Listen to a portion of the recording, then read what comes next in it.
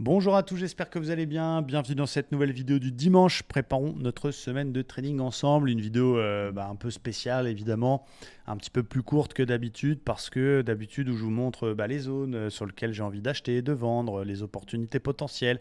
Là, on a une actualité quand même géopolitique extrêmement triste avec ce qui s'est passé notamment en Israël. Et donc, je ne sais pas encore l'impact qu'il y aura de tout ça sur les marchés. Est-ce qu'on aura un gros gap? Est-ce qu'on n'aura pas de gap? Comment ça va se passer? Comment ça va ouvrir? Donc forcément, faire une analyse technique approfondie et faire des niveaux pour qu'ils soient complètement défoncés à l'open par un gros gap, ça a un peu moins de sens. En plus, on a une actualité quand même assez chargée outre ça dans la semaine, puisqu'on aura les résultats qui démarrent aux États-Unis avec les bancaires. On aura mercredi soir les minutes de la Fed, jeudi l'inflation américaine. Donc voilà, j'ai juste envie de vous appeler à la prudence. Alors, je vais plutôt vous parler un petit peu de mon sentiment de marché et on va quand même regarder un petit peu les niveaux. Euh, la tendance, elle reste corrective. On le voit, on est sur le boss. On va d'abord se concentrer sur le Standard & Poor's. On a fait cette vague de correction. Alors rappelez-vous, les vagues d'Elliott, vous connaissez très certainement. C'est un truc un peu vieux comme l'analyse technique finalement, avec 1, 2, 3, 4, 5, puis ABC. Ça, c'est typique, c'est standard, et c'est ce qui nous avait fait faire des baisses, des ventes, pardon, sur les 15 derniers jours, parce que, je vous l'avais dit, quand on était ici, 61,8 de la dernière vague de baisse, on avait rebondi un petit chouïa. Je vous avais dit, attention, on est peut-être sur un début de vague C, troisième vague corrective, qui se fait donc en 2 temps. Et du coup, attention. Bon, ça c'est clair. Et ça a été fait. On a fait un nouveau plus bas. On est venu chercher un bas de canal en exagérant un peu. Et là, on a ce rebond vendredi qui m'a super surpris. Alors bravo à vous si vous avez réussi à en profiter. Mais vendredi, on avait les NFP. On a eu des NFP qui ont été excellents. En tout cas, des chiffres de l'emploi, de création de postes 2 fois plus grosses que prévu. Et depuis plusieurs mois, ce qui anime le marché, c'est la Fed. Est-ce qu'elle va monter les taux? Est-ce qu'elle va pas monter les taux? Est-ce qu'elle va monter les taux? Est-ce qu'elle va pas monter les taux? Est-ce qu'elle va être agressive? Est-ce qu'elle va être colombe, faucon, etc. Ils commencent un peu à nous faire chier avec leur histoire d'animaux là. Clairement, c'est la Fed qui est au cœur de l'actualité. Le marché, il évolue que là-dessus. Et on se doutait que des très bons NFP, ça pouvait ajouter de la pression à la Fed et ça pouvait plutôt l'inciter à être un peu plus agressive. Et là, on a un marché qui explose. Alors, on a eu une réaction d'abord baissière sur les chiffres, puis après, le marché, il s'est dit, ah non, finalement, les chiffres sont au-dessus, c'est vrai, mais ça veut dire que l'économie américaine, on va peut-être pas rentrer en récession, ça peut plutôt atterrir en douceur, allez, on va racheter les actions.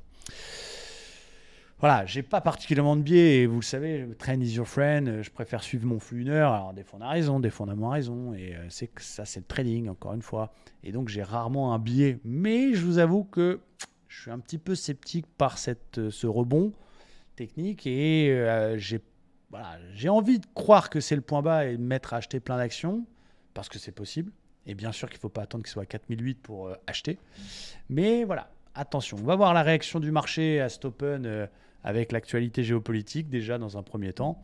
Puis ensuite, on va avancer à tâtons, un peu comme ces dernières semaines, avec jour après jour, un marché qui est quand même assez difficile à anticiper, en tout cas faire une analyse à une semaine.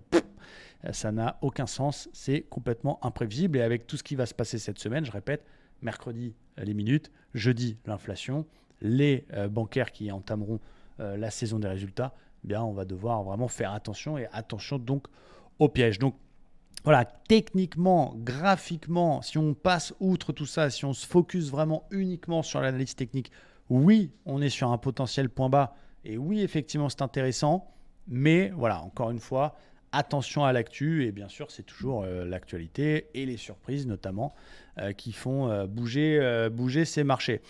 Donc voilà, on va faire gaffe cette semaine à être sélectif. C'est vrai, la semaine dernière, je vous l'ai partagé. D'ailleurs, je vous remercie des réactions qu'il y a eu à cette vidéo. Moi, je vous dis les choses. J'ai pas envie de vous faire croire que le trading il est facile. J'ai pas envie de vous faire croire que le trading, n'importe qui peut démarrer et devenir riche et vivre du trading en 6 mois. Voilà, même quelqu'un qui a de l'expérience peut parfois passer à côté. La semaine dernière, je suis passé à côté. Alors j'ai l'impression d'être un boxeur. La semaine précédente, je fais la meilleure semaine de ma vie, bam bam bam, Rocky. Et puis cette semaine, boum boum boum. Oh. Donc là, je sais plus. Je suis Rocky 3 ou Rocky 4, je sais plus là, quand il se bat contre le Russe, là, quand il doit se réentraîner à l'ancienne, reprendre les fondamentaux, les bases. Je suis là, avec Draco, là. Vous vous rappelez, avec sa femme d'ailleurs, on s'en rappelle tous, mais bref, au-delà de ça. Donc voilà, un peu sonné. Donc, il va falloir être très sélectif. C'est ce qu'il faut retenir. Mais on a un marché qui va, heureusement ou malheureusement, je m'attends quand même à beaucoup de volatilité cette semaine et à un marché qui va encore nous faire des vagues et des vagues et des vagues. Donc, voilà, si je dois quand même donner un niveau technique à surveiller pour cette semaine, bien on voit sur le Dow Jones, hein, principalement notamment que je traite, c'est intéressant de voir qu'on est toujours quand même dans un flux baissier 4 heures. On a ce très beau rebond incontestable de vendredi fin d'après-midi. Intéressant aussi de le voir échouer sur 61,8 de la dernière vague de baisse. Et du coup, voilà, globalement, je fais assez grossier parce que, voilà, encore une fois, l'actualité fait que ça a un petit peu moins de sens ce soir. Au-dessus des 61,8, je cherche des achats. Objectif 1, 34 100. Et puis, si ça continue, on continue à acheter. Ça veut dire que ça y est, c'est le point bas. En cas de gap baissier, on va surveiller la zone intermédiaire qui a été résistance, qui peut être polarité, et les 33 000, qui reste un niveau qui est maintenant un niveau support. Donc, on peut faire un gap baissier avec l'actu et puis finalement tenir cette zone-là. Donc, tant qu'il est au-dessus de 33, je peux encore payer. Et puis, bien sûr, s'il pète 33, c'est fini pour le rebond. C'était juste un rebond de courte durée, c'est un fake et ça repart à la baisse. Donc, attention. Voilà, là, il y a quand même les zones que je surveille. Donc, le 61 est les 33 700, les 33, les 34 100. Et puis, voilà, c'est des zones sur lesquelles on peut travailler des choses. Un achat au-dessus des 700 jusqu'au 100. Pourquoi pas une vente sur le 100 si on a un très beau signal et un achat sur les 33. Ça, c'est technique. Hors de l'actu, hors de ce qui se passe, parce que on verra l'impact que ça a. J'ai hâte d'être à minuit 1. Je regarde mon téléphone, vous voyez, à Dubaï, là, il est 21h09. 19h09 pour vous. Donc, j'ai encore quelques heures à perdre avant de voir tout ça. Mais voilà, donc prudence, encore une fois, semaine qui va être décisive à la fois par son contexte, mais aussi par ce qui s'est malheureusement passé du côté du Moyen-Orient. Côté Nasdaq, quand on le regarde en daily, il est quand même joli. Encore une fois, on est vraiment uniquement sur un point de vue technique. Je ne joue pas le Nostradamus. On va avoir un gap baissier de 103 points à peu près. J'en sais rien. Quoi qu'il en soit, on a une belle vague de hausse, une consolidation dans ce qui ressemble maintenant à un biseau de continuation. On est bien sorti du range qu'on a eu sur les 2 dernières semaines. Un range entre, on va dire, fin septembre et justement CNFP. Il a cassé ce range par le haut. Il a cassé le 61 de la dernière vague de baisse. Donc voilà, encore une fois, outre l'actu, si je me focus sur les graphes, j'ai plutôt envie de chercher des achats avec un achat sur un repli. Vous voyez, si on fait cette petite ligne de résistance-là, il fait une cassure du range, il corrige un petit peu, il vient rechercher cette zone. Ça va être la zone que je vais surveiller, 14 900. Et puis en cas de plus grosse baisse, de nouveau le bas du range, les zones que je vais surveiller sur le Nasdaq avec plutôt des envies de payer si, encore une fois, je mets une parenthèse. De côté l'actualité et vraiment si on se concentre sur les graphes. Il y en a un, je suis un peu plus court aujourd'hui, j'espère que vous m'en voulez pas. Il y en a 2 qui m'intéressent particulièrement, qui ne sont pas des indices, c'est le gold. Il y a une chose qui est sûre, c'est quand il y a un conflit, quand il y a des tensions géopolitiques, c'est les valeurs refuges qui sont privilégiées. Le gold, le dollar aussi. Mais le gold que j'ai essayé d'acheter jeudi, je me suis fait stopper pour un poil de zboob, dommage.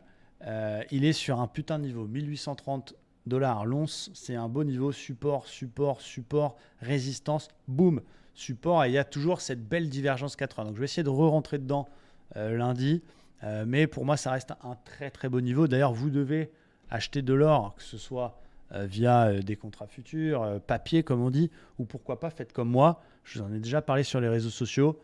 Prenez-vous des lingotins quand vous pouvez. Il y a à partir d'1 gramme, des petits lingotins d'1 gramme, ça vaut 60 $. Voilà, vous pouvez prendre des 5 grammes, des 10 grammes, des 15, des 20 grammes, des 50 grammes, des 100 grammes. Ça, c'est vos moyens qui décident. Mais mettez-vous du gold à gauche, que ce soit dans un coffre à la maison, à la banque, sous le matelas, comme vous voulez. Mais dans ces périodes-là, en tout cas, c'est très bien. Ça permet de lutter contre l'inflation, ça permet de faire un placement. Voilà, vous n'allez pas faire x2 en 2 semaines, mais c'est bien d'avoir du gold. Moi, j'achète, je vous l'ai déjà montré régulièrement, des petits lingotins, en plus des investissements que je peux faire sur les marchés directement sur le gold. Mais le gold, en tout cas, qui m'intéresse beaucoup, 1830, qui est sur un bon niveau. Il y en a un deuxième que j'aime bien, c'est le pétrole.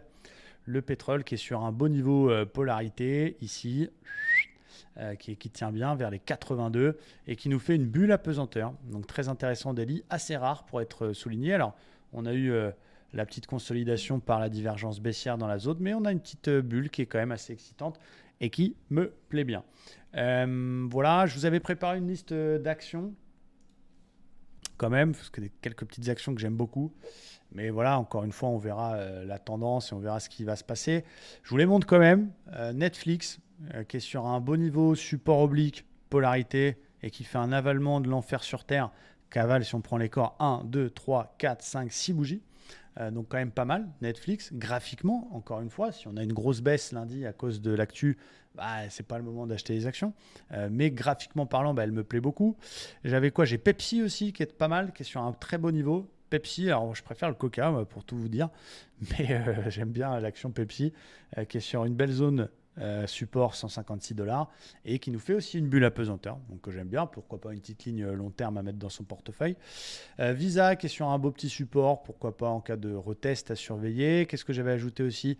Alors évidemment il y a les résultats, donc c'est pas très judicieux d'acheter des actions la veille de leur résultat, mais graphiquement il y a JP Morgan que j'aime bien, qui nous fait une petite figure de continuation sur une zone de polarité. Donc si les résultats sont bons et qu'on casse cette espèce de biseau par le haut, bah, ça peut être pas mal de prendre un peu de JP Morgan pour aller chercher les 170.